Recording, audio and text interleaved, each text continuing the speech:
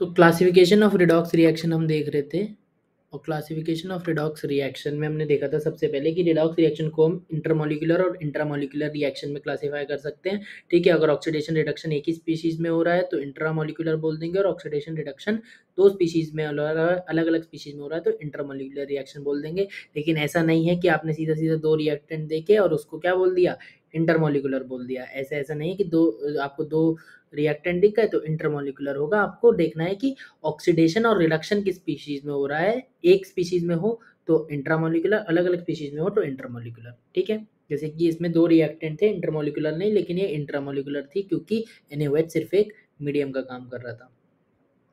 ठीक है, फिर हमने देखी कॉम्बिनेशन और डिकम्पोजिशन रिएक्शन। कॉम्बिनेशन रिएक्शन में कि मतलब हमने देखा कि रिएक्टेंट साइड कम से कम एक एलिमेंट होना चाहिए।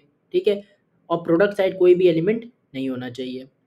ठीक है, तो हमने इस तरीके से देखा, तो ये हमारी कॉम्बिनेशन रिएक्शन कराई। और एलिमेंट होगा तो एलिमेंट हमारा ये जो होगा, रिएक्टेंट साइड एक एलिमेंट होना चाहिए, और ये एलिमेंट किस में, अपने फ्री स्टेट में होना चाहिए।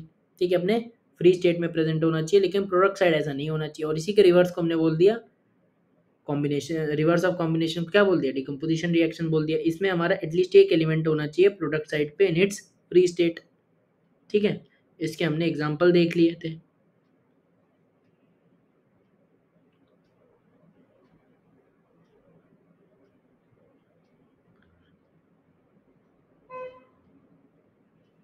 ठीक है, तो अब हम अगले अगले टाइप से रिडॉक्स रिएक्शन को क्लासिफाई करते हैं, जो कि है हमारा मेटल डिस्प्लेसमेंट रिएक्शन और नॉन मेटल डिस्प्लेसमेंट रिएक्शन। ठीक है, तो इसी को हम देखते हैं कि मेटल डिस्प्लेसमेंट रिएक्शन और नॉन मेटल डिस्प्लेसमेंट रिएक्शन हमारी क्या होती हैं। अच्छा, और ये जो हम रिएक्शन का क्लासिफिकेशन पढ़ रहे हैं, पहली बात ये क्लासिफिकेशन किसका है, रिडॉक्स रिएक्शन का क्लासिफिकेशन है। तो हम जो भी रिएक्शन पढ़ रहे हैं वो बाय डिफॉल्ट मान के चल रहे हैं कि रिडॉक्स रिएक्शन ही है, तो रिडॉक्स रिएक्शन के अंडर हम ये सारा क्लासिफिकेशन पढ़ रहे हैं बाय डिफॉल्ट मानते हुए कि ये सारी रिडॉक्स रिएक्शन है। और कोई भी रिएक्शन आप उल जलूल रिएक्शन मत सोच लेना, कोई भी केमिकल रिएक्शन नहीं सोचनी है, सिर्फ और सिर्फ रिडॉक्स रिएक्शन के ही एग्जाम्पल लेने हैं, क्योंकि उन्हीं का क्लासिफिकेशन चल रहा है। छोटी सी बात है लेकिन ध्यान रखना। ठीक है, तो चलो आगे बढ़ते हैं। मेटल डिस्प्लेसमेंट रिएक्शन, तो मेटल डिस्प्लेसमेंट रिएक्शन हमारी क्या होती है, नोट करते जाओ साथ साथ। तो मेटल डिस्प्लेसमेंट रिएक्शन है हमारी ए मेटल आयन, नोट करो पहले, metal ion present in a compound, metal ion present in a compound is displaced by a more electropositive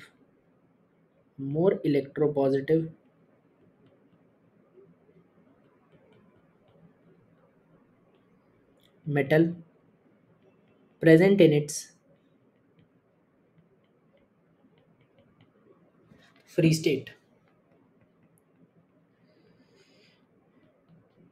कहने का क्या मतलब है कि एक हमारा जो भी मेटल आयन होगा, उसको अगर मेटल आयन किसी एक कंपाउंड में है तो वो मेटल आयन को डिस्प्लेस करा जा सकता है। और डिस्प्लेस कौन करेगा, एक मोर इलेक्ट्रोपॉजिटिव मेटल।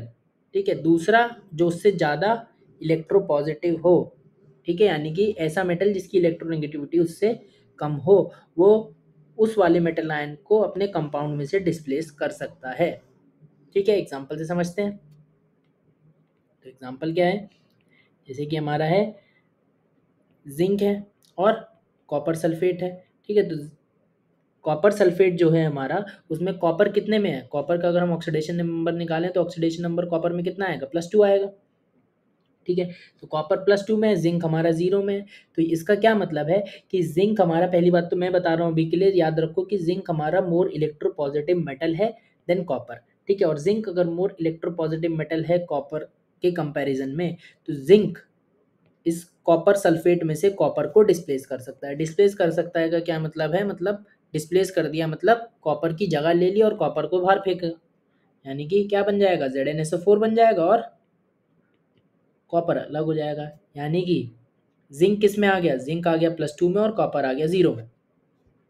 यानी कि क्योंकि जिंक ने क्या करा, जिंक ने कॉपर सल्फेट में से कॉपर को बाहर निकाला, बाहर निकाल फेंका, इसीलिए से बोला मेटल डिस्प्लेसमेंट रिएक्शन है। यानी कि हम बोल सकते हैं कि copper is displaced by zinc. इसको हम इस तरीके से भी बोल सकते हैं कि कॉपर इज डिस्प्लेस्ड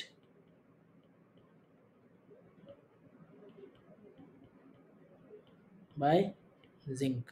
इसका मतलब कि हमारा कॉपर को अलग कर दिया हमारे जिंक ने। क्यों? क्योंकि जिंक एक मोर इलेक्ट्रोपॉजिटिव मेटल था। ठीक है, यानी कि हम इसको ऐसे ही बोल सकते हैं कि कॉपर को रिड्यूस कर दिया।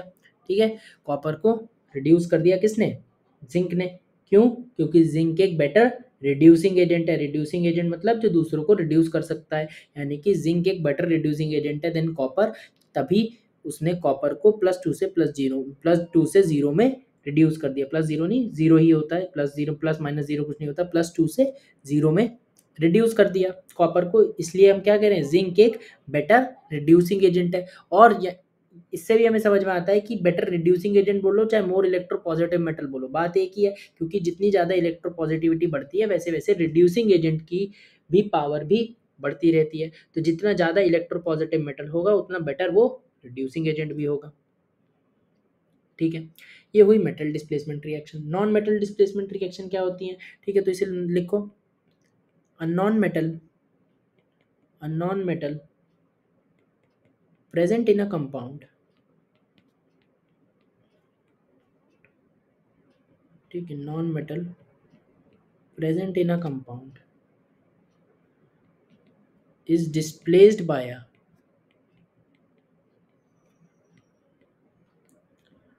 more electronegative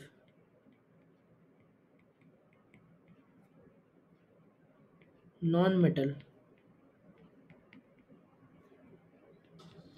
present in its free state।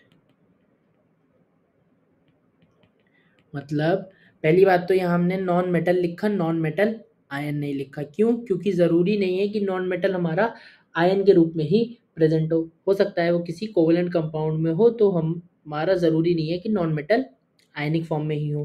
ठीक है, जैसे कि यहाँ तो हम कह सकते थे कि मेटल जो है ये आयनिक फॉर्म में ही है। क्यों? क्योंकि हम इसको आराम से सेपरेट कर सकते हैं Cu2+ और सल्फेट आयन में, SO4 2- में।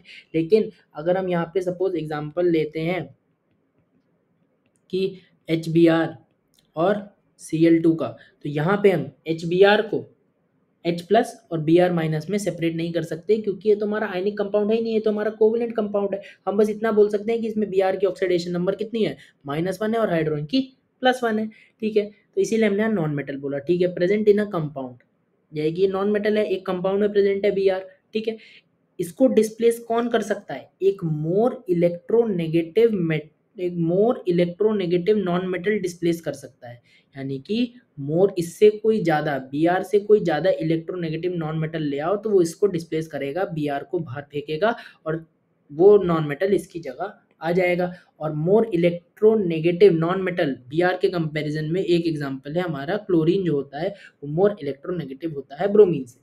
ठीक है, तो क्लोरीन क्योंकि मोर इलेक्ट्रोनेगेटिव है ब्रोमीन से, इसीलिए वो क्या कर सकता है? HBr में से Br को डिस्प्लेस कर सकता है और HCl बना देगा और ब्रोमीन को अलग कर देगा Br2 के फॉर्म में।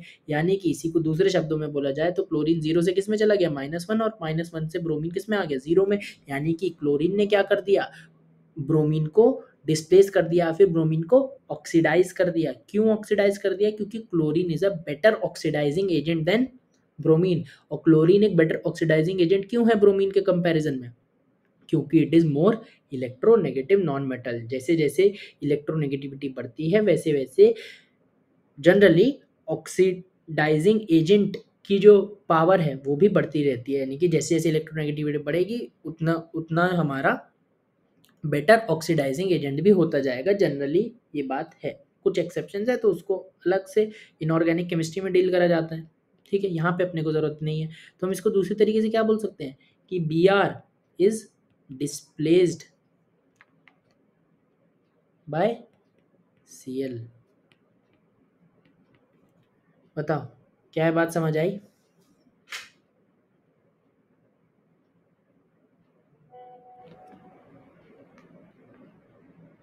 ठीक है, तो अगर कोई मोर इलेक्ट्रोपॉजिटिव मेटल है तो वो लेस इलेक्ट्रोपॉजिटिव मेटल को मोर इलेक्ट्रोपॉजिटिव मेटल क्या कर देगा, डिस्प्लेस कर देगा और उसकी जगह ले लेगा, यानी कि क्या कर देगा, मोर इलेक्ट्रोपॉजिटिव मेटल किसी कंपाउंड में से लेस इलेक्ट्रोपॉजिटिव मेटल को बेसिकली रिड्यूस कर देगा। ठीक है, और कोई मोर इलेक्ट्रोनेगेटिव नॉन मेटल है तो वो लेस इलेक्ट्रोनेगेटिव नॉन मेटल को अपने कंपाउंड में से डिस्प्लेस कर देगा, यानी कि उसको ऑक्सीडाइज कर देगा।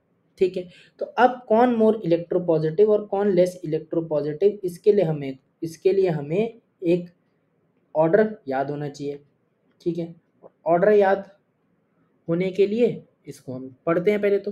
ठीक है, ऑर्डर याद करने के लिए, और नाम क्या है इसका, इसकी पूरी सीरीज होती है जिसको हम कहते हैं electrochemical series, electrochemical series.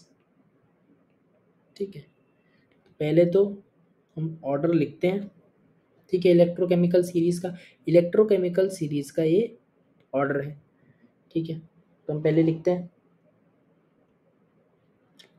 Order क्या है। ठीक है, फिर हम बात करेंगे कि सीरीज से हमें क्या क्या पता चलता है, क्या क्या होता है। ठीक है, तो पहले तो लिखते हैं, ठीक है, लिथियम।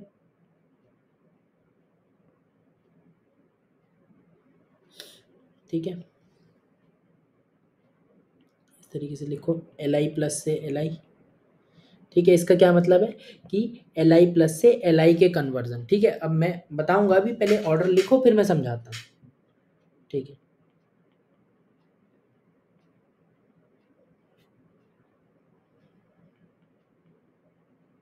चलो एक लाइन छोड़ के लिखते हैं, साफ सुथरा रहेगा।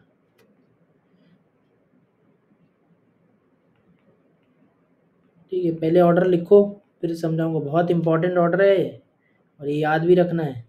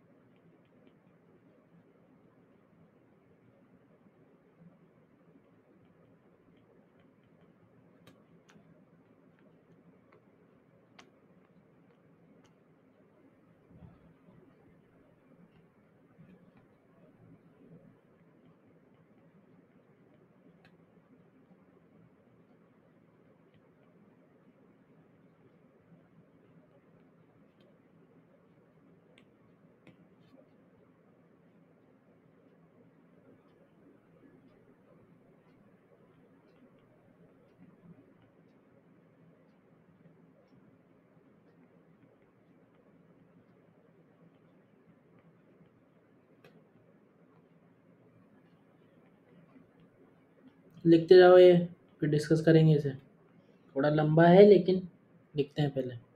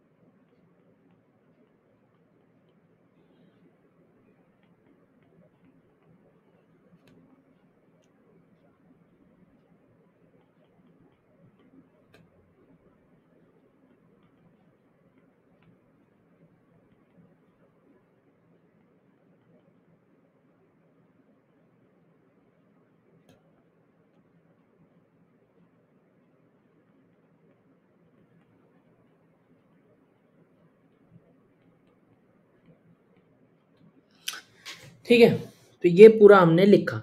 अब ये है क्या, ये क्या लिखा, इतनी बड़ी सी लिस्ट ये।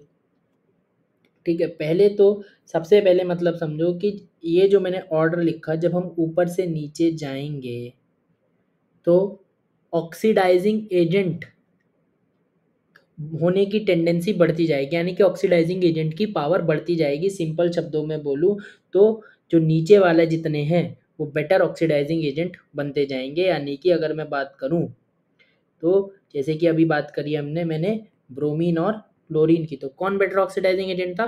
क्लोरीन था। ठीक है, तो यानी कि जितना हम नीचे जाते जाएंगे वैसे वैसे बेटर ऑक्सीडाइजिंग एजेंट बनता जाएगा। ठीक है, और इसके रिवर्स में जितना हम ऊपर बढ़ते जाएंगे, नीचे से जितना ऊपर आते जाएंगे उतना बेटर रिड्यूसिंग एजेंट बनता जाएगा। यानी कि लिथियम एक बेटर रिड्यूसिंग एजेंट है इन कंपैरिजन टू पोटेशियम। ठीक है, ठीक है, तो इतनी बात हमें समझ में आई। तो इतनी बात समझ में आई, और दूसरे तरीके से हम क्या कर सकते हैं, और ऊपर ऊपर वाले हमारे बेटर रिड्यूसिंग एजेंट है, यानी कि ऊपर वालों की इलेक्ट्रोपॉजिटिविटी ज़्यादा है और नीचे वालों की इलेक्ट्रोनेगेटिविटी ज़्यादा है। इसको इस तरीके से भी बोल सकते हैं हम। ठीक है, ये बात हुई। ठीक है, इसको हम और कैसे समझ सकते हैं, और हम ऐसे समझ सकते हैं, बेसिकली ये क्या है, बेसिकली ये हमारा इलेक्ट्रोकेमिकल सीरीज है, कुछ इलेक्ट्रोड पोटेंशियल वाली बात है। ठीक है, इलेक्ट्रोड पोटेंशियल अब क्या होता है, देखो अभी के लिए ये तो इलेक्ट्रोकेमिस्ट्री की बात है, लेकिन ऐसे समझो कि लिथियम प्लस, लिथियम एक क्या है, मेटल है। लिथियम क्या है, बढ़िया रिड्यूसिंग एजेंट है। ठीक है, लिथियम एक अच्छा रिड्यूसिंग एजेंट है, यानी कि लिथियम से लिथियम प्लस में जाना चाहता है। क्यों? क्योंकि ये देखो इनर्ट गैस कॉन्फ़िगरेशन अटेन कर लेगा, लिथियम प्लस है तो लिथियम प्लस में, बिल्कुल। ठीक है, लिथियम तो लिथियम क्या, लिथियम प्लस में जाना चाहता है, तभी एक इलेक्ट्रॉन वो क्या करेगा, एक इलेक्ट्रॉन उसका रिमूव होगा, और तभी ये क्या, अपना रिड्यूसिंग एजेंट वाली प्रॉपर्टी दिखा पाएगा। ठीक है, तो लिथियम जाना चाहता है लिथियम प्लस में, तो अगर लिथियम लिथियम प्लस में जाना चाहता है तो इस रिएक्शन का जो इलेक्ट्रोड पोटेंशियल होगा, तुम ये समझो कि अगर इलेक्ट्रोड पोटेंशियल पॉजिटिव है तो ये रिएक्शन फेवरेबल है, ये रिएक्शन फिर अच्छी खासी, मतलब ये रिएक्शन होनी चाहिए, रिएक्शन फेवरेबल है। ठीक है, मतलब लिथियम लिथियम प्लस में जाना चाहता है। ठीक है, तो इसका इलेक्ट्रोड पोटेंशियल कैसा होगा, पॉजिटिव होगा। और अगर मैं इसी की उल्टी रिएक्शन की बात करूं, लिथियम प्लस एक इलेक्ट्रॉन एक्सेप्ट करके लिथियम में आना, तो इसका इलेक्ट्रोड पोटेंशियल कैसा होगा, नेगेटिव होगा। क्यों? क्योंकि ये रिएक्शन अनफेवरेबल है, lithium plus inert gas configuration से लिथियम में थोड़ी आना चाहेगा। अगर ऐसा होता कि लिथियम प्लस लिथियम में आना चाहता और ये इसका ई नॉट, यानी कि स्टैंडर्ड इलेक्ट्रोड पोटेंशियल, नॉट का मतलब होता है स्टैंडर्ड, ठीक है, और ई का मतलब है इलेक्ट्रोड पोटेंशियल, यानी कि इसका स्टैंडर्ड इलेक्ट्रोड पोटेंशियल नेगेटिव नहीं फिर पॉजिटिव होता, और लिथियम प्लस अगर लिथियम में आना चाहता, और अगर ऐसा होता तो लिथियम प्लस से लिथियम में आता, तो ये रिड्यूसिंग एजेंट की तरह एक्ट नहीं करता, ये एक ऑक्सीडाइजिंग एजेंट होता। ठीक है, तो अभी के लिए इतना ध्यान रखो कि किसी की अगर ई नॉट पॉजिटिव है तो वो कन्वर्जन फेवरेबल है, और अगर किसी का ई नॉट यानी कि स्टैंडर्ड रिडक्शन पोटेंशियल अगर नेगेटिव है तो वो कन्वर्जन फेवरेबल नहीं है। इतनी बात समझो। ठीक है, तो अब यहाँ पे लिखा है लिथियम प्लस से लिथियम, तो लिथियम प्लस से लिथियम यानी कि लिथियम प्लस से लिथियम में आना, इसका ई नॉट कैसा होगा, नेगेटिव ही होगा। ठीक है, और होता भी नेगेटिव है। ठीक है, बात करें तो इसका कितना, माइनस का 3.05 वोल्ट होता है। अगर मैं इसकी नॉट की बात करूं तो कितना होता है, माइनस का 3.05। ठीक है, इसे मिटा देता हूँ। ठीक है, माइनस का 3.05 वोल्ट। ठीक है, पोटेशियम के प्लस से के की बात करूं तो ये भी एक रिड्यूसिंग एजेंट है, इसका भी ई नॉट होगा तो नेगेटिव ही, लेकिन ये लिथियम से कैसा है, बेटर रिड्यूसिंग एजेंट है कि लिथियम से कमजोर रिड्यूसिंग एजेंट है। ऑब्वियसली ऊपर से नीचे जाते हैं तो रिड्यूसिंग एजेंट का पोटेंशियल क्या करता है, रिड्यूसिंग एजेंट का मतलब पावर क्या करती है, कम होती है। तो ऊपर वाला बढ़िया रिड्यूसिंग एजेंट है, नीचे वाला उससे कम अच्छा रिड्यूसिंग एजेंट है, तो इसका भी ई नॉट नेगेटिव होगा लेकिन उतना नहीं होगा। ठीक है, तो इसका ई नॉट क्या होगा, माइनस का 0.25 वोल्ट। डेटा याद नहीं रखना, तुम्हें बस इतना समझना है कि इनका ई नॉट क्या कर रहा है, हमारा प्रोग्रेसिवली बढ़ रहा है। ठीक है, और हम ये कौन सा ई नॉट लेते हैं, ये हम ई नॉट लेते हैं सब एक, अब देखो कोई ऑक्सीडाइजिंग एजेंट होता है तो तो वो क्या करेगा, खुद रिड्यूस करना चाहेगा। ठीक है, और कोई रिड्यूसिंग एजेंट होता है तो वो खुद क्या करना चाहेगा, ऑक्सीडाइज करना चाहेगा। जैसे लिथियम लिथियम प्लस में जाना चाहता है, तो लिथियम से लिथियम प्लस में जाना, इसका ई नॉट क्या होगा, पॉजिटिव होगा। तो हम ऐसे तो अलग अलग ई नॉट कंसिडर करने पड़ेंगे हमें, कि ऑक्सीडाइजिंग एजेंट वालों के लिए एक अलग ई नॉट और रिड्यूसिंग वालों के लिए अलग, मतलब अगर हम सिर्फ पॉजिटिव देखेंगे तो इसीलिए हम जो ई नॉट होता है, यानी कि जो हमारा स्टैंडर्ड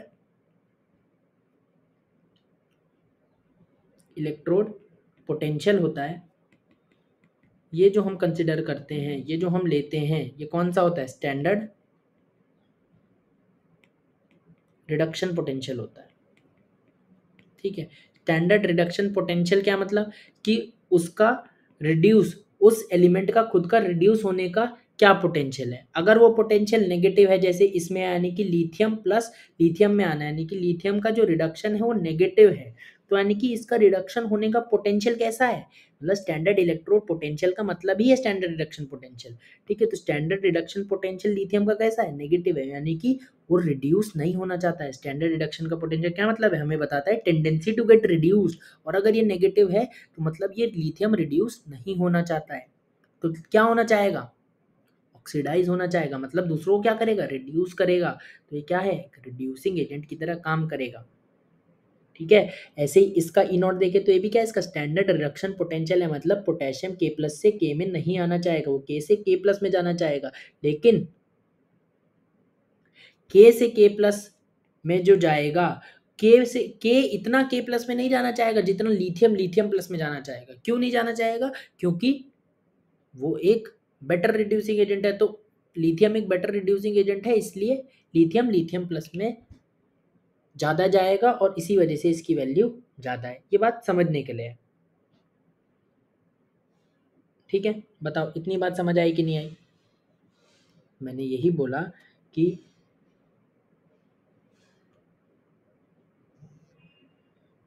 लिथियम से लिथियम प्लस कितना होगा, इसका ई नॉट होगा 3.05 वोल्ट, क्योंकि उल्टी है। ठीक है, और पोटेशियम से पोटेशियम प्लस का होगा ई नॉट, ठीक है, कितना 2.95 वोल्ट। इसका मतलब लिथियम लिथियम प्लस में ज़्यादा जाना चाहता है, और ना कि पोटेशियम पोटेशियम प्लस में।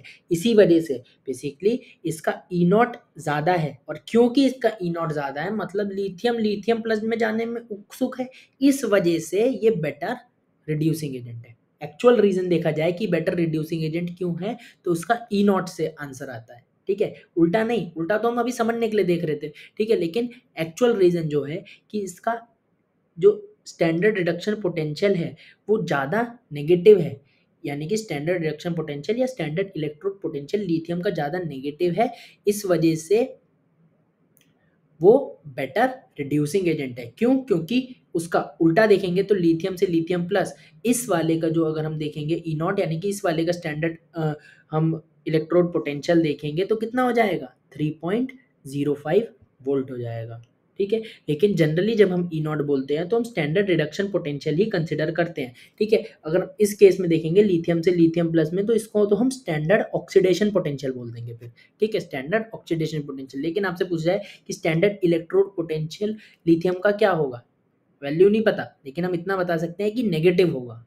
ठीक है, क्योंकि standard electrode potential by default बोला है, तो हम बात करेंगे स्टैंडर्ड रिडक्शन पोटेंशियल की, और हमें पता है कि वो रिडक्शन पोटेंशियल यानी कि उसकी tendency to get reduce lithium की तो है ही नहीं, लिथियम तो दूसरे को रिड्यूस करेगा और खुद क्या होगा, ऑक्सीडाइज होगा, तो उसका स्टैंडर्ड इलेक्ट्रोड पोटेंशियल नेगेटिव होगा। और बाकी हम इनके कंपैरिजन में पोटेशियम बेरियम के कंपैरिजन में बोल सकते हैं कि इसका स्टैंडर्ड इलेक्ट्रो पोटेंशियल नेगेटिव होगा, और मैग्नीट्यूड की बात करें तो इसकी और सबसे ज़्यादा होगी, यानी कि सबसे ज़्यादा नेगेटिव स्टैंडर्ड रिडक्शन पोटेंशियल होगा, क्योंकि तो काफ़ी अच्छा रिड्यूसिंग और सबसे काफ़ी अच्छा रिड्यूसिंग एजेंट है, तो इस वजह से लिथियम खुद रिड्यूस नहीं होना चाहेगा।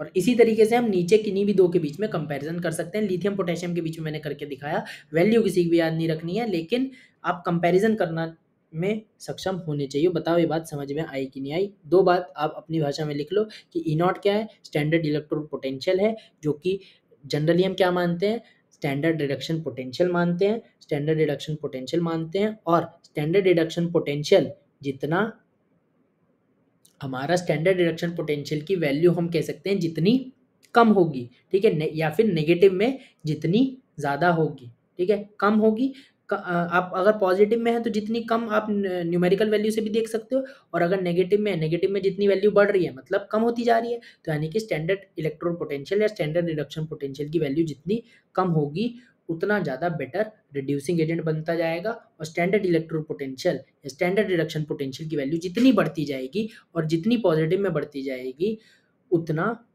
ऑक्सीडाइजिंग एजेंट बेटर बनता जाएगा। ठीक है, ये बात समझ आ गई? बोलो। ठीक है, तो ये बाकी standard reduction potential, electrode potential, standard oxidation potential, ये सब चीज़ें आएंगी इलेक्ट्रोकेमिस्ट्री में, तो अभी उसके लिए इतने चिंता नहीं करना। बाकी जो मैंने बात अभी बताई है उसको अपनी भाषा में लिख लेना। ठीक है, बाकी अभी हमें इतना ध्यान रखना है कि ऊपर से नीचे जितना जाते जाएंगे उतना ज़्यादा बढ़िया ऑक्सीडाइजिंग एजेंट बनता जाएगा, और नीचे से ऊपर जितना आते जाएंगे उतना बढ़िया रिड्यूसिंग एजेंट बनता जाएगा। ठीक है, तो ये तो मैंने कुछ ई नॉट ऐसे ही लिख दिए। ठीक है, ऐसे इसकी बात करूं बेरियम की, तो इसका ई नॉट कितना होता है, माइनस का 2.80 होता है। अब तुम्हें समझ आ गया कि वो घटता जाएगा। ठीक है, मेरे को भी सारे याद नहीं है।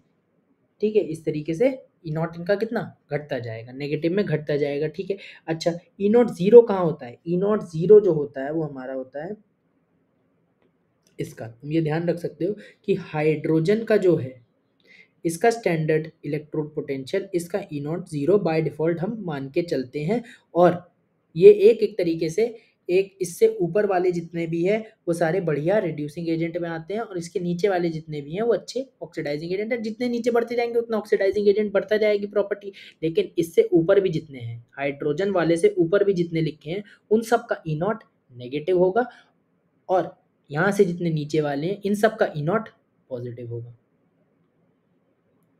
ठीक है, इसको मैं थोड़ा ठीक से लिख देता हूँ। इसका ई नॉट कितना था, माइनस का 3.05 वोल्ट था, और इसका ई नॉट कितना था, माइनस का 2.95 वोल्ट था। और ई नॉट क्या है हमारा, ई नॉट है हमारा स्टैंडर्ड इलेक्ट्रोड पोटेंशियल। ठीक है, और इसको बाय डिफ़ॉल्ट कौन सा होता है, ठीक है हो कोई भी सकता है, लेकिन बाय डिफ़ॉल्ट ये क्या होता है, स्टैंडर्ड रिडक्शन पोटेंशियल।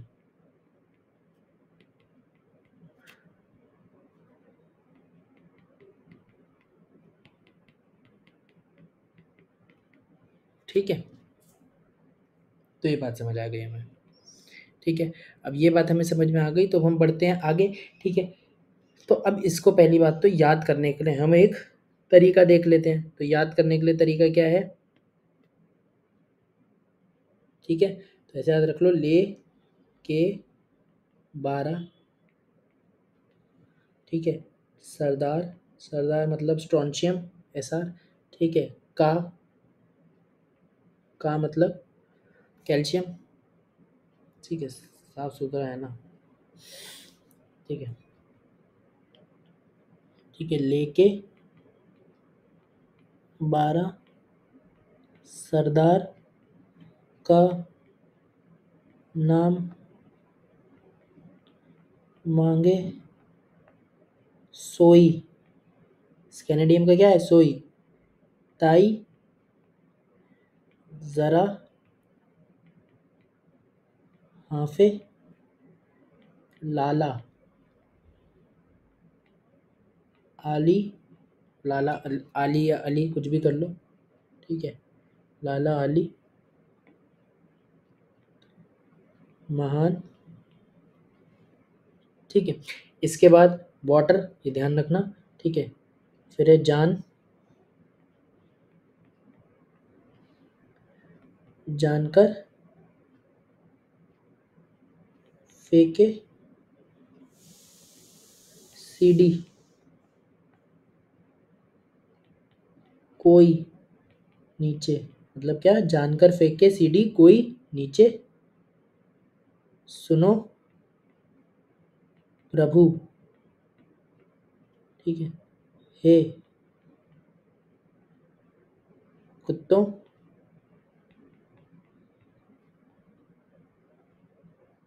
आए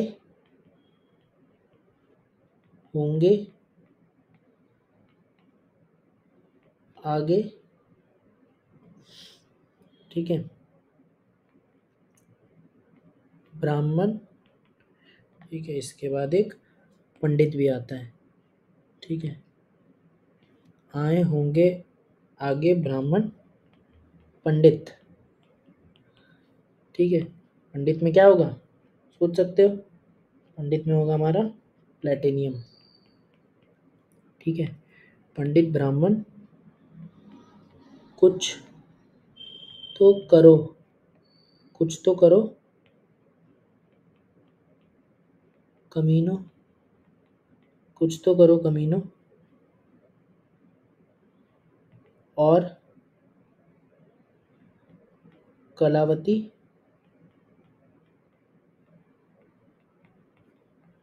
ठीक है, हंसती हुई हंसिका, ठीक है, हंसती हुई हंसिका लाई, ठीक है, लाई ऐसी है, हंसती हुई हंसिका लाई गोल्ड, ठीक है, गोल्ड मतलब यही ओजोन फ्री में, फ्री में मतलब फ्लोरीन, किसके लिए,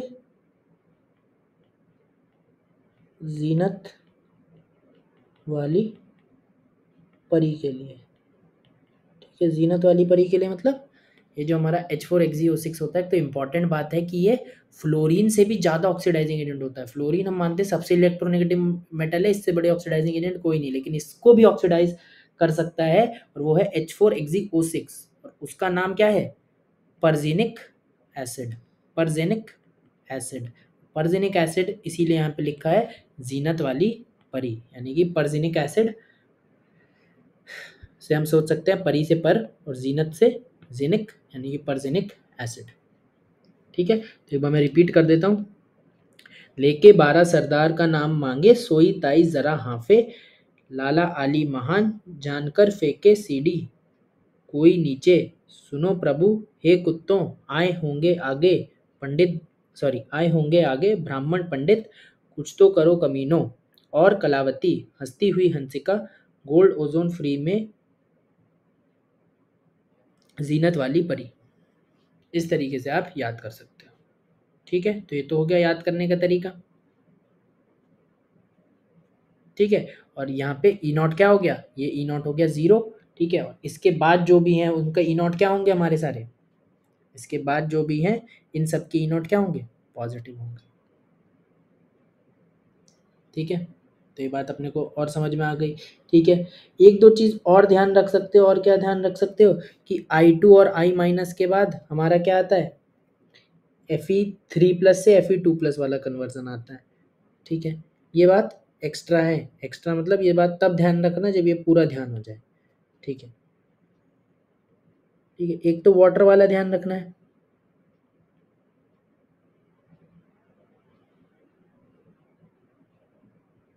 ठीक है। एक ध्यान रख सकते हो कि यहाँ पे आता है Fe3+ से Fe2+ वाला, ठीक है। और जो हमारा जहाँ पे आता है, ठीक है, फैके, फैके में वो जो आयरन है वो Fe2+ से Fe वाला है, ठीक है, ये ध्यान रख सकते हो, ठीक है। बाकी और क्या ध्यान रख सकते हो, और ये वाटर वाला ध्यान रखना है, इस वाटर वाले को मैं मार्क कर देता हूँ, ठीक है।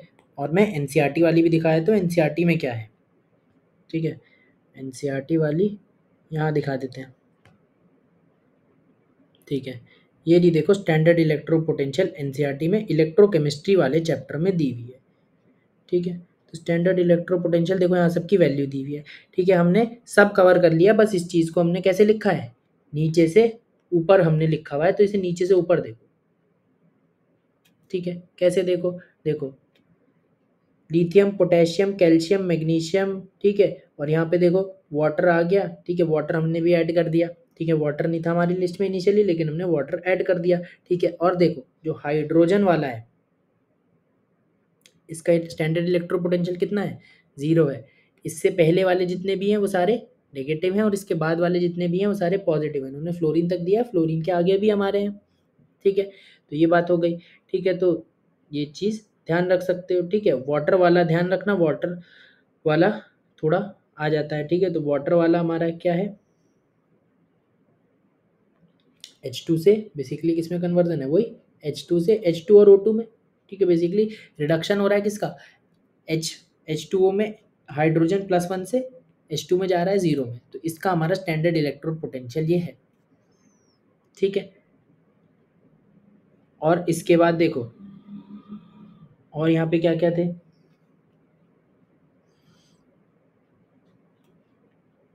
ठीक है, और ये लिस्ट बाकी इसमें देखो AgCl और AgBr का एक एक्स्ट्रा दिया है। ठीक है, AgCl और AgBr का एक्स्ट्रा दिया है। ठीक है, ये सब इतना ज़्यादा याद रखने की ज़रूरत नहीं है, इसको मैं चलो मार्क कर देता हूँ भले ही, लेकिन ये इतना ध्यान रखने की ज़रूरत नहीं है कि ये कहाँ पे आते हैं, क्योंकि उतने ज़्यादा देखो पूछे नहीं जाते हैं। पूछे जो जाते हैं वो मैंने ऊपर लिखवाए हैं, हो सकता है वो NCERT में हो सकता है ना हो, लेकिन ये पूछे सबसे ज़्यादा जाते हैं। तो अगर NCERT वाले याद भी करना चाहो जो एक्स्ट्रा दिए हैं, वो पहले ये ऊपर वाले याद करके फिर याद करना, उल्टा मत करना कि नीचे वाला याद कर लिया ऊपर वाला मत याद करना, इस तरीके से मत करना। ठीक है, तो क्लियर हो गया पहली बात तो ये।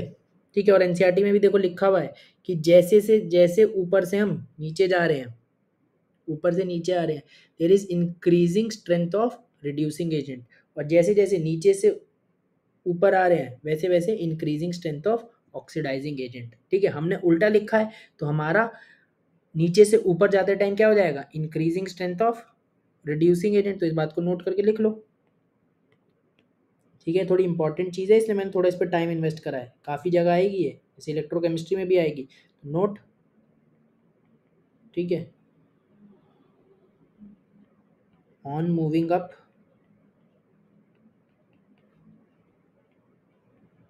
देयर इज इंक्रीजिंग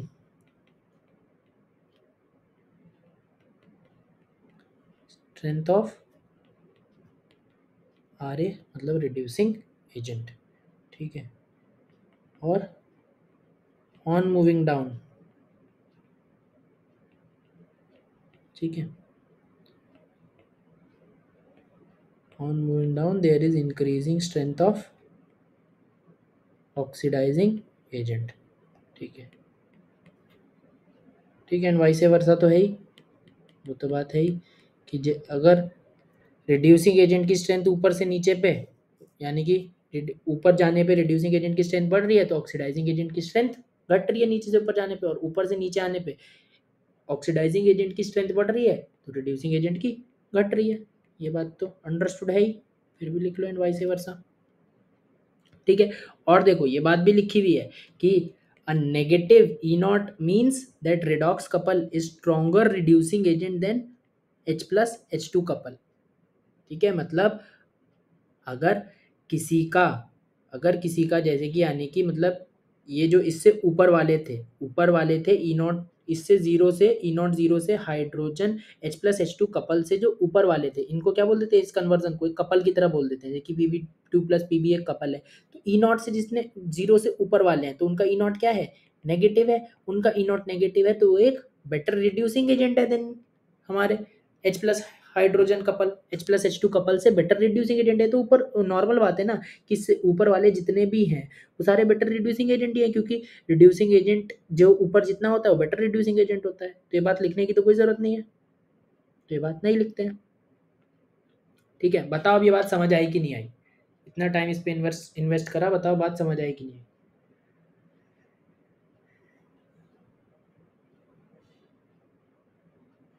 ठीक, तो ये बहुत इंपॉर्टेंट है, इलेक्ट्रोकेमिकल सीरीज बिल्कुल ध्यान होनी चाहिए एकदम, बिना किसी डाउट के, बिना किसी शक के। ठीक है, ये पूरी याद होनी चाहिए, और NCERT वाली सामने है, कुछ NCERT से एक्स्ट्रा जो चीज़ है उसमें चाहो तो याद करना चाहो करना, नहीं करना चाहो मत करना, काम उतनी ज़्यादा नहीं आएगी। ठीक है, तो अब हम बता सकते हैं कि कौन ज़्यादा इलेक्ट्रो पॉजिटिव है, कौन ज़्यादा इलेक्ट्रो नेगेटिव है। ठीक है, मतलब कौन किसको डिस्प्लेस कर पाएगा और कौन नहीं कर पाएगा। ठीक है, तो अगर मैं कुछ अगर और हम बता सकते हैं कि देखो जिंक क्या कर रहा था, जिंक कॉपर को क्या कर रहा था, रिड्यूस कर रहा था। तो जिंक एक बेटर रिड्यूसिंग एजेंट है। अगर जिंक ऊपर आता है, जो भी जितना ऊपर आएगा वो दूसरे वाले को उसमें से रिड्यूस कर देगा, ठीक है। और अगर कोई ऑक्सीडाइज, जैसे कि नॉन मेटल के केस में ऑक्सीडाइजिंग एजेंट देखना था, तो अगर हमें देखना है कि इसको ऑक्सीडाइज कर सकता है कि नहीं कर सकता, तो लिस्ट में जितना नीचे आ रहा है वो बेटर ऑक्सीडाइजिंग एजेंट है। अगर लिस्ट में इसके कंपैरिजन में Cl नीचे आता है, जो कि आता है, तभी ऑक्सीडाइज कर पा रहा है, और देखो कर भी रहा है, वरना नहीं कर पाता। तो बता सकते हो ना कि ऑक्सीडाइज या रिड्यूस कौन किसको कर पाएगा और कौन नहीं कर पाएगा, ठीक है। और बाकी ये रिएक्शन तो बहुत इंपॉर्टेंट है, 12th क्लास में डेनियल सेल में भी आती है।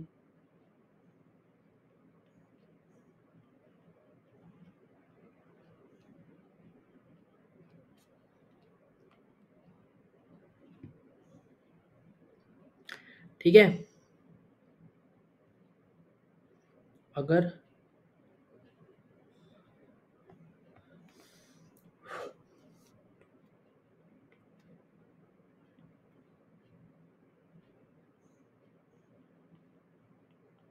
अगर मैं कुछ एग्जांपल लूँ, सपोज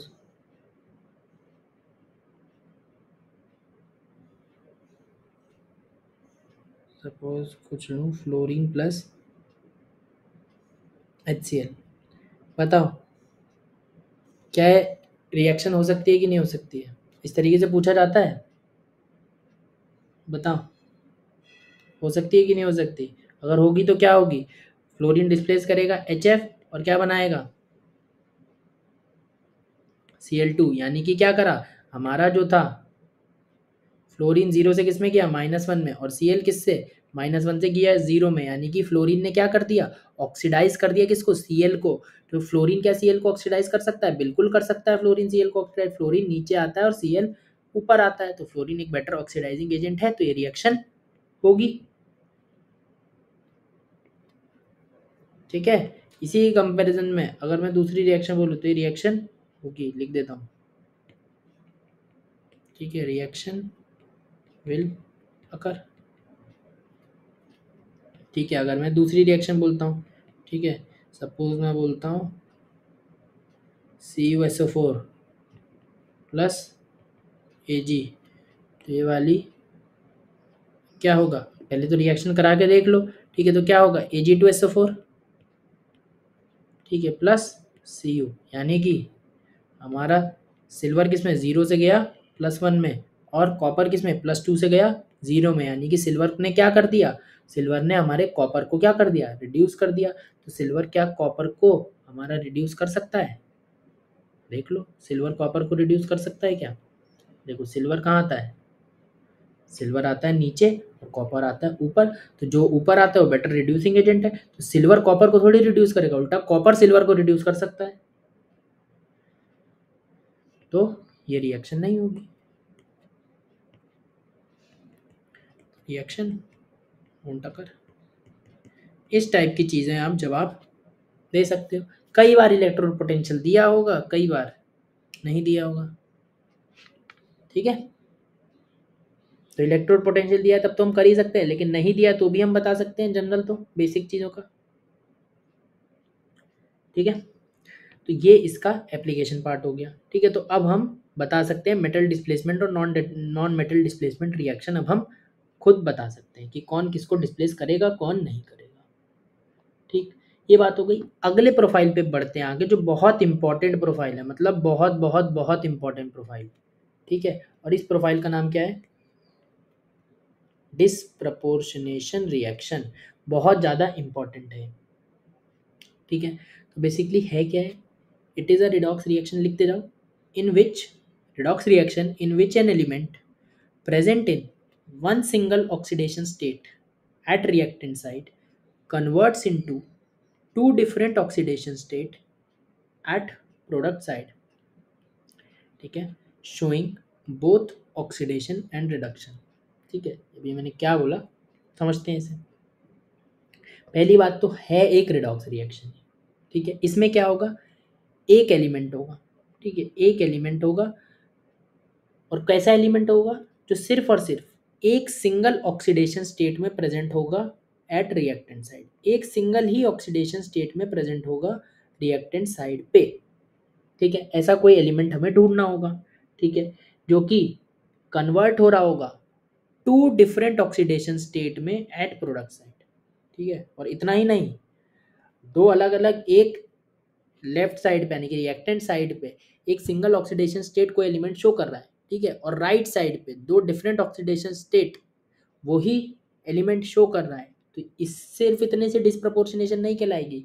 आपको ये भी चेक करना पड़ेगा कि वो जो दो अलग अलग ऑक्सीडेशन स्टेट में बदला है, ऐसा नहीं वो दोनों ऑक्सीडेशन ही हो, दोनों रिडक्शन ही हो, ठीक है। आपको देखना पड़ेगा कि बोथ ऑक्सीडेशन और रिडक्शन दोनों होना चाहिए। और वो कैसे देखोगे कि आपका अगर ऑक्सीडेशन नंबर ओरिजिनल से यानी कि रिएक्टेंट साइड पे जो ऑक्सीडेशन नंबर था जो था उससे एक इंक्रीज करना चाहिए ऑक्सीडेशन नंबर और दूसरा वाला डिक्रीज करना चाहिए, तभी आप कहलाओगे कि ऑक्सीडेशन भी हो रहा है, रिडक्शन भी हो रहा है। तो क्या पहली बात क्या जरूरी है कि रिएक्टेंट साइड पे एक एलिमेंट ऐसा होना चाहिए जो सिंगल ऑक्सीडेशन स्टेट में प्रेजेंट हो। दूसरी बात कि वही एलिमेंट प्रोडक्ट साइड में दो अलग अलग ऑक्सीडेशन स्टेट में प्रेजेंट होना चाहिए। तीसरी बात कि एक प्रोसेस ऑक्सीडेशन होना चाहिए और दूसरा प्रोसेस रिडक्शन होना चाहिए, ठीक है। मतलब means only one element is involve in redox, मतलब एक ऐसी रिडॉक्स रिएक्शन है जिसमें एक ही एलिमेंट क्या कर रहा है, ऑक्सीडाइज भी हो रहा है, रिड्यूस भी हो रहा है, लेकिन वो लेफ्ट रिएक्टेंट साइड पे एक ही टाइप के ऑक्सीडेशन स्टेट में प्रेजेंट होना चाहिए, ठीक है। और वो प्रोडक्ट साइड में दो अलग अलग ऑक्सीडेशन स्टेट शो करना चाहिए और एक वाला ऑक्सीडाइज और एक ऑक्सीडेशन वाली रिएक्शन होनी चाहिए, एक रिडक्शन वाली रिएक्शन होनी चाहिए, ठीक है। बताओ, कुछ कुछ बात समझ आई? एग्जाम्पल से समझते हैं। एग्जाम्पल क्या है, self decomposition of H2O2। Mole concept में भी हमने रिएक्शन देखी थी। मोल कंसेप्ट में क्या देखा था हमने कि सेल डिकम्पोजिशन ऑफ O2 में हमने क्या देखा था, इसके लिए वॉल्यूम स्ट्रेंथ निकालना वगैरह सीखा था, ठीक है। और इसको केमिकल काइनेटिक्स में भी देखते हैं कि जब monitoring of first order reaction पढ़ते हैं तब देखते हैं कि हमारी एक सेल डिकम्पोजिशन ऑफ H2O2 हमारा फर्स्ट ऑर्डर काइनेटिक्स को फॉलो करती है। तो फर्स्ट ऑर्डर काइनेटिक्स को फॉलो करती है, ये बात केमिकल काइनेटिक्स की है, ठीक है। अभी तो हमें पता होना चाहिए कि H2O2 का सेल डिकम्पोजिशन कैसे होता है। H2O2 डिकम्पोज कर जाता है H2O और O2 में, ठीक है। इनके ऑक्सीडेशन नंबर आप निकालो तो अगर तो आपको इतना समय के साथ देखना चाहिए कि हाइड्रोजन का इन सब में दोनों में +1 ही है, ठीक है। और इतनी प्रैक्टिस के साथ अनुमान लगना चाहिए। और ऑक्सीजन का देखो यहाँ कितना होगा, ऑक्सीजन का अगर हम देखें तो ऑक्सीजन का इसमें कितना होगा, -1 होगा इसमें, और इसमें -2 होगा, और O2 में तो 0 ही होगा, ठीक है।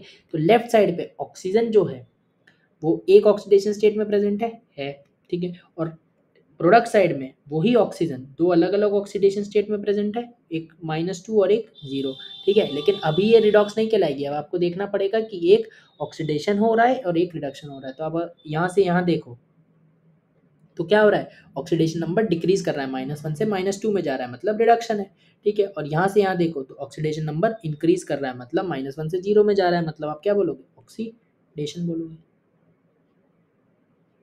ठीक है। तो आप इसको क्या बोल दोगे, आप इसको फिर बोल दोगे कि अगर ऐसा है यानी कि this is self decomposition of H2O2 को हम क्या कह सकते हैं कि this is disproportionation of H2O2, इसको हम डिस्प्रपोर्शनेशन ऑफ H2O2 भी बोल सकते हैं, ठीक है। और एग्जांपल लेते हैं, उससे समझते हैं। एग्जांपल लेते हैं, सपोज हमारा है KClO3, ठीक है। KClO3 है, सपोज ये हमारा जा रहा है KClO, कन्वर्ट हो रहा है KClO में और KClO4 में, ठीक है। अब इतना वही दिखना चाहिए। अब सबकी ऑक्सीडेशन स्टेट निकाल के नहीं देखोगे, आपको दिखना चाहिए पोटेशियम +1 में होगा, ऑक्सीजन सब जगह -1 में जा रहा है, ठीक है। तो क्लोरीन की निकालो तो इसमें देखो +5 में आ रही है, ठीक है। और Cl की +1 है इधर और Cl की +7 है, बाकी पोटेशियम की +1 है सब जगह और ऑक्सीजन की -2 है सब जगह, ठीक है। तो अब दिख रहा है कि +5 से +1 में जा रहा है, मतलब क्या हो रहा है, रिडक्शन हो रहा है, ठीक है। और +5 से +7 में जा रहा है, मतलब ऑक्सीडेशन हो रहा है, मतलब रिएक्टेंट साइड पे एलिमेंट Cl एक ही ऑक्सीडेशन स्टेट में है और प्रोडक्ट साइड में वो दो अलग अलग ऑक्सीडेशन स्टेट में जा रहा है और साथ ही साथ एक रिडक्शन हो रहा है और एक ऑक्सीडेशन हो रहा है। तो हम इसको क्या बोल सकते हैं कि this is disproportionation of KClO3,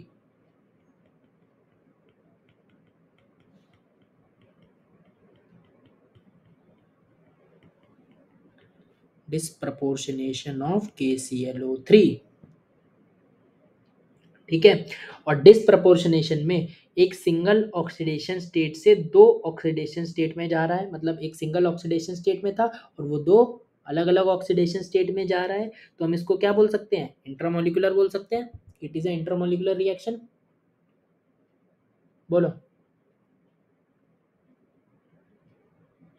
intramolecular बोल सकते हैं कि नहीं बोल सकते हैं? याद करो इंट्रामोलिकुलर क्या था।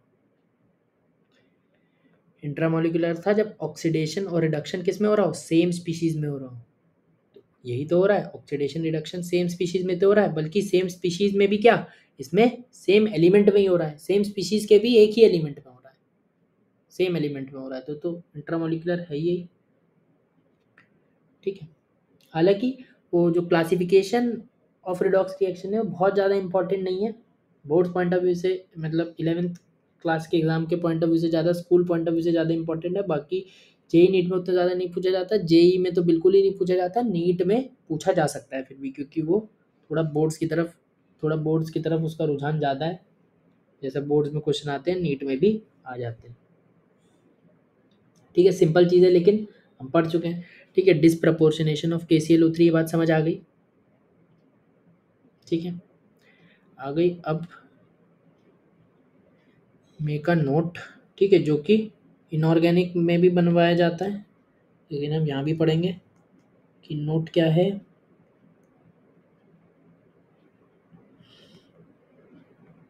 ठीक है, तो नोट ये है कि व्हेनेवर अ नॉन मेटल, ठीक है, व्हेनेवर अ नॉन मेटल, ठीक है, एक्सेप्ट F2, बताऊंगा क्यों एक्सेप्ट F2 लिखा है, accept fluorine in free state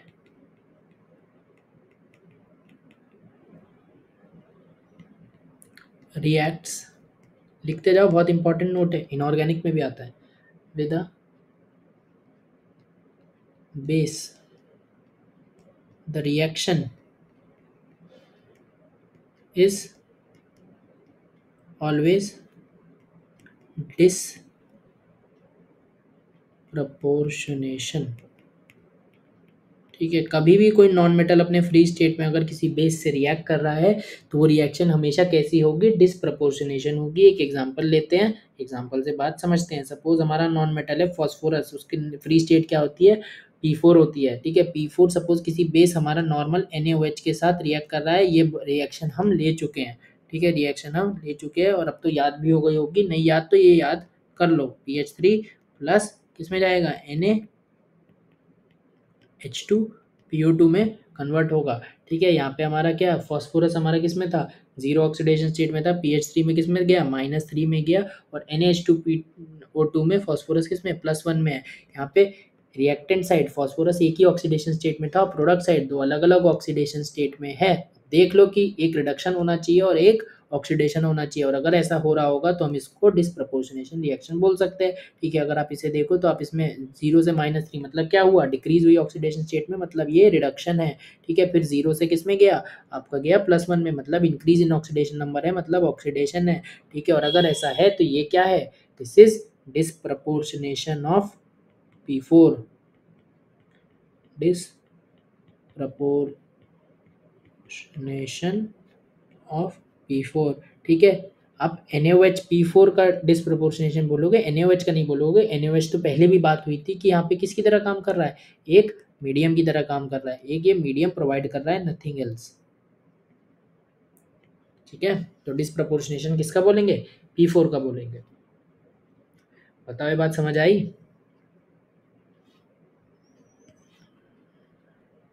ठीक है, आगे बढ़ते हैं। ठीक है, और देखो, और एग्जाम्पल हमें देखने हैं। ठीक है, अगर मैं बात करूं कोई भी हेलोजन X2 प्लस NaOH, ठीक है, और वही X2 की तो बात कर रहा हूँ, लेकिन मैं यहाँ पे किसकी बात नहीं करूँगा, फ्लोरीन की बात नहीं करूँगा, एक्सेप्ट F2, वो बात यहाँ पे एक्सप्लेन कर दूंगा मैं एक्सेप्ट F2 क्यों बोला। ठीक है, तो देखो इसका डिसप्रपोर्शनेशन दो तरीके से होता है। ठीक है, दो तरीके से कैसे होता है, एक तो टेम्परेचर डिपेंडेंट होता है इसका डिसप्रपोर्शनेशन। देखते हैं टेम्परेचर डिपेंडेंट कैसे है।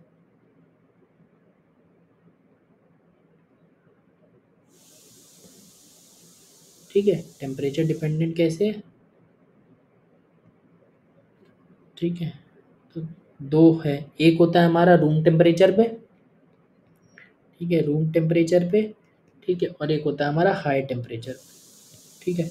हाई टेम्परेचर आपको चाहे कोल्ड टेम्परेचर दे तब भी आप रूम टेम्परेचर वाले मानोगे, जब तक आपको हाई टेम्परेचर नहीं बोलेगा या वार्म कंडीशन नहीं बोलेगा तब तक ये वाला मत करना, ठीक है। ये वाला डिस्प्रपोर्शनेशन मत करना। बाकी रूम टेम्परेचर बोले चाहे कोल्ड बोले तो तब भी ऊपर वाला ही करना, रूम चाहे कोल्ड, ठीक है,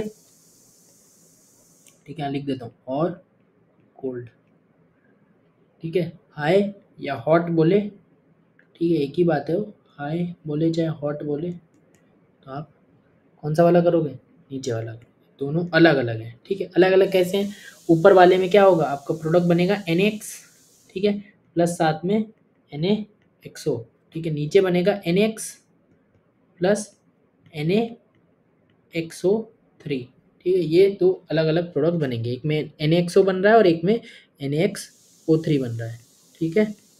तो ये टेम्परेचर डिपेंडेंट इसका डिस्प्रपोर्शनेशन है। डिस्प्रपोर्शनेशन कैसे है, ठीक है, देखो यहाँ पे हेलोजन किस में था, जीरो में था, यहाँ पे किस में गया, -1 में गया, और साथ साथ किस में गया, +1 में गया। मतलब जीरो से -1 मतलब रिडक्शन, और जीरो से +1 मतलब ऑक्सीडेशन। लेफ्ट हैंड साइड पे रिएक्टेंट साइड पे एक ही ऑक्सीडेशन स्टेट में था जीरो में, और राइट हैंड साइड पे दो ऑक्सीडेशन स्टेट अलग अलग में गया, और एक ऑक्सीडेशन है एक रिडक्शन है।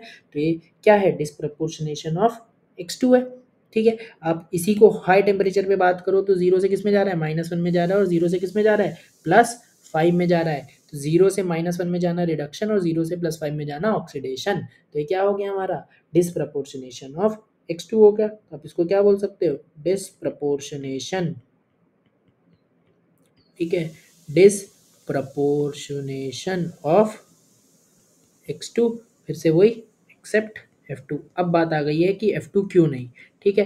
पहली बात तो F2 हमारा काफ़ी ज़्यादा स्ट्रॉन्ग ऑक्सीडाइजिंग एजेंट है। F2 को अगर ऑक्सीडाइज करना है तो हमारा बस एक ही कर सकता है जो हमारे सिलेबस में है, वो है परजेनिक एसिड ही ऑक्सीडाइज कर सकता है, और कोई फ्लोरीन को ऑक्सीडाइज नहीं कर सकता, ठीक है। तो अगर हम बात करें कि F2 मान लो यहाँ पे होता तो NaF बन जाता, ठीक है, NaF बन जाता, फ्लोरीन -1, F2 फ्लोरीन का रिडक्शन तो हो जाता, बहुत आसानी से हो जाता, ठीक है, लेकिन फ्लोरीन NaFO में कन्वर्ट नहीं हो पाता, और हो भी जाता तो मैंने पहले भी बताया कि HOF जैसे होता है, जैसे HOF होता है, ऐसी HOF में क्या था कि फ्लोरीन की ऑक्सीडेशन स्टेट या नंबर कितनी थे, -1 था, इसमें ऑक्सीजन पे 0 था और हाइड्रोजन पे +1 था, ठीक है। ऐसे ही अगर NaFO बन भी जाएगा तो भी इसमें फ्लोरीन का ऑक्सीडेशन स्टेट तब भी -1 रहेगा, ऑक्सीजन का 0 होगा और सोडियम का +1 होगा। तो अगर ये कभी बन भी जाए तो भी देखो आपका कि लेफ्ट हैंड साइड भी एक ऑक्सीडेशन स्टेट है, राइट हैंड साइड में भी फ्लोरीन एक ही ऑक्सीडेशन स्टेट में, दोनों कंपाउंड में माइनस माइनस पे ही है, ठीक है। तो दोनों ही प्रोसेस कैसे हुए, हमारे रिडक्शन हुए, तो ये डिस्प्रपोर्शनेशन कभी भी नहीं कहलाएगी। तो फ्लोरीन को ऑक्सीडाइज करना आसान नहीं है, इस वजह से डिस्प्रपोर्शनेशन शो नहीं करेगा, ठीक है। अगर ये कंपाउंड बन भी गया तो फ्लोरीन -1 में है, इसमें सोडियम +1 में, इसमें ऑक्सीजन ही 0 में है, जैसे HOF था ना, ऐसी ही तरीके से NaFO का भी केस है, ठीक है। तो बात समझ आ गई होगी, पता, बोलो, ठीक है। तो ठीक है, तो एक रीज़न है इसका कि मोस्ट इलेक्ट्रोनेगेटिव है, और मोस्ट इलेक्ट्रोनेगेटिव की वजह से काफ़ी स्ट्रॉन्ग ऑक्सीडाइजिंग एजेंट है, तो इसको सिंपल रीज़न के लिए कह सकते हो कि काफ़ी इलेक्ट्रोनेगेटिव है, ठीक है। तो इस वजह से इसको ऑक्सीडाइज करना बहुत मुश्किल है, खाली पर्जिनिक एसिड ही ऑक्सीडाइज कर पाता है, ठीक है। एक और नोट डालो, ठीक है, और ये आपको ध्यान रखने हैं, ये दोनों अभी जो मैंने लिखा है, कोल्ड और हॉट टेम्परेचर पे क्या प्रोडक्ट बनेंगे, आपको पूरी रिएक्शन याद होनी चाहिए, ठीक है। साथ में फॉस्फोरस वाली भी याद होनी चाहिए, सब याद ही होना चाहिए पूरा, क्या प्रोडक्ट बनेंगे, क्योंकि कई बार आपको बहुत इंपॉर्टेंट है, और कई बार प्रोडक्ट वगैरह नहीं देगा लेकिन आपसे चीज़ें पूछ लेगा, ठीक है। तो ये चीज़ ध्यान रखनी है, कई बार प्रोडक्ट भी पूछ लेता है कि क्या प्रोडक्ट बनेगा, लेकिन वो इनऑर्गेनिक का क्वेश्चन है, ठीक है, लेकिन ये रिएक्शन ध्यान रखनी है, ठीक है। तो एक बात और नोट करो कि reverse of disproportionation is called comproportionation, com proportionation,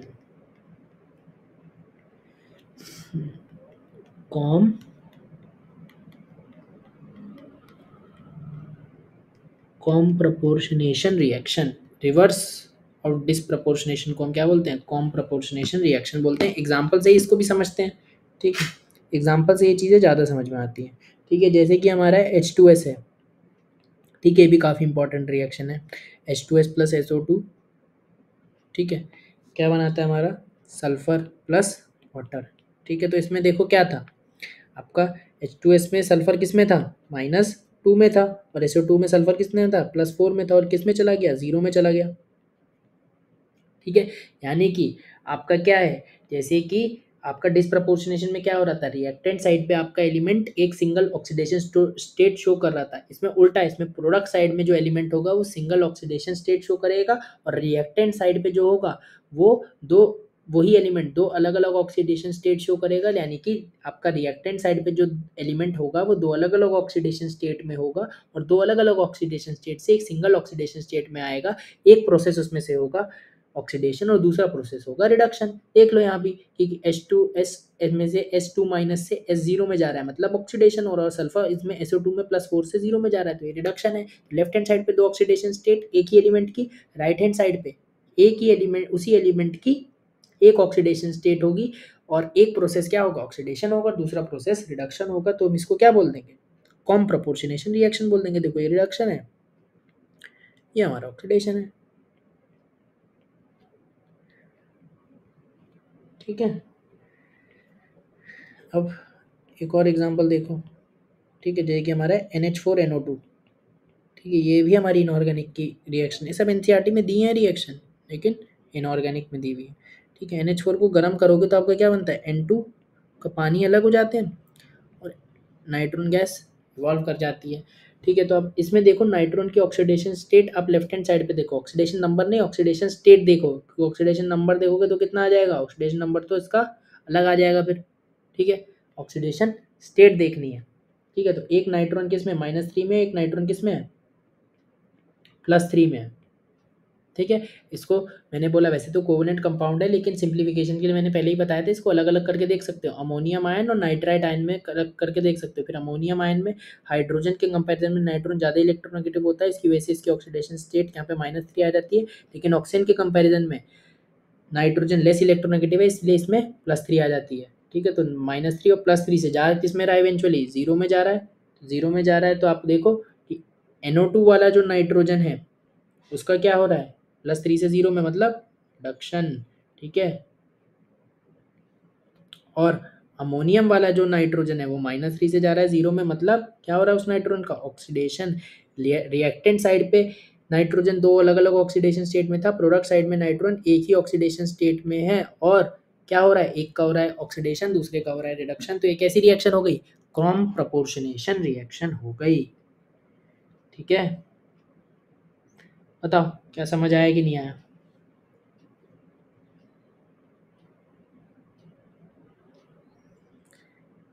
बताओ, आ गया? ये JEE 2008 का सवाल, फटाफट बता दो, ठीक है। अच्छा, ये जो फॉस्फोरस है ना, जो ये डिस्प्रपोर्शनेशन शो करता है, ये कौन सा फॉस्फोरस करता है? White phosphorus. इनऑर्गेनिक में पढ़ते हो कि white phosphorus, black phosphorus, red phosphorus, अलग अलग फॉस्फोरस पढ़ते हो, ठीक है। तो ये जो डिस्प्रपोर्शनेशन की प्रॉपर्टी होती है किस फॉस्फोरस की होती है? वाइट फॉस्फोरस की होती है। चाहो तो ऊपर भी लिख लेना, ये किसका शो करता है, ठीक है, ये हमारा वाइट फॉस्फोरस होना चाहिए, ठीक है। सब इनऑर्गेनिक की बातें यहाँ अभी आ रही हैं, तो ये यहीं याद कर लो, इनऑर्गेनिक में जब आएंगी तब करते रहना, ठीक है। बताओ इसका आंसर, बताओ फटाफट क्या है। अभी तो देखा व्हाइट फॉस्फोरस NaOH के साथ, ठीक है, ये रिएक्शन शो कर रहा है। तो कैसी रिएक्शन अभी हमने देखी है? कौन सी रिएक्शन है? डिस्प्रपोर्शनेशन रिएक्शन है, ठीक है। तो आंसर क्या हो गया? बी हो गया, ठीक है। फॉस्फोरस 0 से किस में जा रहा है? -3 में जा रहा है, और आपका किस में जा रहा है? +1 में जा रहा है, ठीक है। तो लेफ्ट हैंड साइड पे एक oxidation state, right hand side पे दो अलग अलग, और एक प्रोसेस ऑक्सीडेशन, दूसरा प्रोसेस रिडक्शन। तो NaOH क्या हो गया? मीडियम की तरह काम कर रहा है, ठीक है। कैसी रिएक्शन है? इंट्रा मॉलिक्यूलर रिएक्शन होती है। चलो, हो गया है क्वेश्चन, ठीक है। ये क्वेश्चन कर दो, ठीक है, डिसप्रपोर्शनेशन का नहीं है लेकिन ये क्वेश्चन है। कौन सा प्रोसेस में, कौन सी रिएक्शन में ऑक्सीडाइजिंग बिहेवियर पता लग रहा है H2SO4 का, बता दो फटाफट। ये भी AIEEE 2006 का सवाल है, देखो दिख रहा है सामने।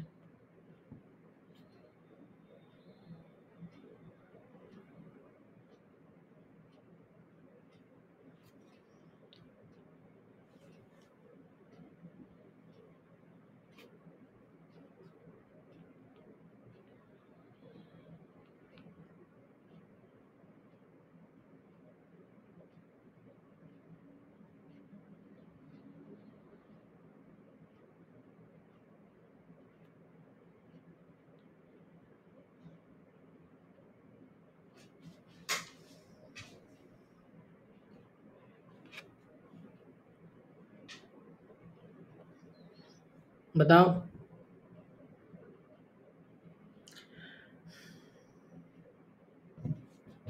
चलो 1 मिनट ले लो, लेकिन आंसर बताओ ठीक।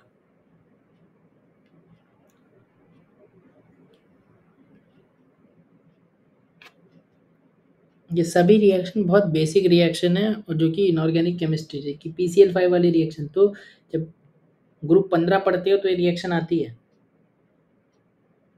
ठीक है, तो अब क्या कह रहा है, ये करेक्ट है तुम लोगों का आंसर। H2SO4 का क्या कह रहा है, ऑक्सीडाइजिंग बिहेवियर पूछ रहा है। ऑक्सीडाइजिंग बिहेवियर पूछ रहा है तो ऑक्सीडाइजिंग एजेंट की तरह काम करेगा, यानी कि ऑक्सीडाइजिंग बिहेवियर मतलब H2SO4 एक ऑक्सीडाइजिंग एजेंट की तरह काम कर रहा है। ठीक है, और अगर अच्छे से देखोगे तो H2SO4 रिड्यूसिंग एजेंट की तरह काम कर भी नहीं सकता है, क्योंकि सल्फर की मैक्सिमम ऑक्सीडेशन स्टेट होती है इसमें +6। ठीक है, तो ये खुद को, ये ऑक्सीडेशन स्टेट कम ही हो सकती है, तो खुद कम होगा तो दूसरे को क्या करेगा, ऑक्सीडाइज ही करेगा। ठीक है, तो देख लो किसमें सल्फेट क्या कर रही है, किसमें सल्फर +6 से कम हो रहा है। ठीक है, देख लो, तो देखो इसमें क्या है, सल्फर +6 है, यहाँ भी सल्फर किसमें है, +6 में है। ठीक है, तो ऐसे समझो यहाँ सल्फेट है तो यहाँ भी सल्फेट है, तो यहाँ सल्फेट है तो यहाँ भी +6 में होगा, यहाँ भी +6 में होगा, यहाँ भी सल्फेट +6 में, यहाँ भी सल्फेट +6 में, यहाँ भी सल्फेट +6 में। ठीक है, यहाँ अगर आप देखो तो यहाँ अगर देखोगे तो आपका सल्फेट किस में जा रहा है, आपका SOCl2 नहीं SO2Cl2 होगा। ठीक है, थोड़ा मिसप्रिंट हो गया। ठीक है, SO2Cl2 है।